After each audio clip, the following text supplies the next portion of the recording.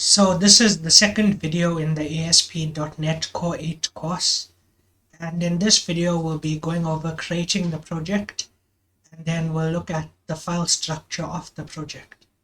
So to start off, let's open Visual Studio Code, and here we just want to create a new project. So we want to select C# for our language, and we want to select web for the type of project we're going to do. And you want to scroll down to the bottom and you should see ASP.NET MVC Core.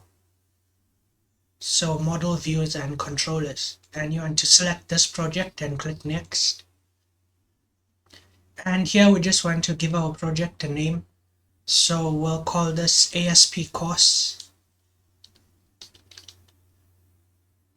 We'll click next, and now it's asking which framework do we want to use. So .NET 8 is what this course is about, so we'll select that. For authentication type, we'll just leave that as none, and then we do want to configure for HTTPS, and we'll leave all the other settings as they are.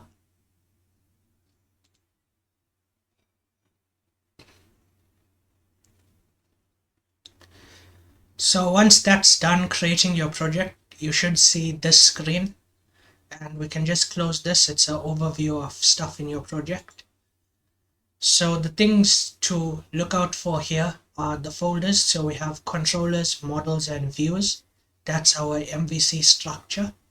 Properties here, which we won't be working on in this video, but just to look at what's inside of there, we can see that these are the profiles we use when we click run here. And if you click on this drop down, you can see we have the other profiles here which are described here. So the models, views, and controllers, how does that work? So in the views folder, we'll see HTML pages. Here they'll be labeled as CS HTML, that's C# HTML. And these are the actual pages that it renders when a user goes to a specific URL. And then we have our models folder. We won't look too much at this right now, but we will start looking at it when we include our database. And then we have the controllers folder. And you'll see here we have a home controller. And if we look into the views, you'll see a home folder here. So this controller is the controller that we use to tell the application which view to serve. And since it has the word home here, we're talking about the home folder here. But we'll get into that more later. For now, let's just look at what's inside. So you can see this is just a C# class file. And we have a few functions here, one called index and one called privacy. So if we actually run this project, we should get back a web page. This is the default web page that it creates when you start a new project.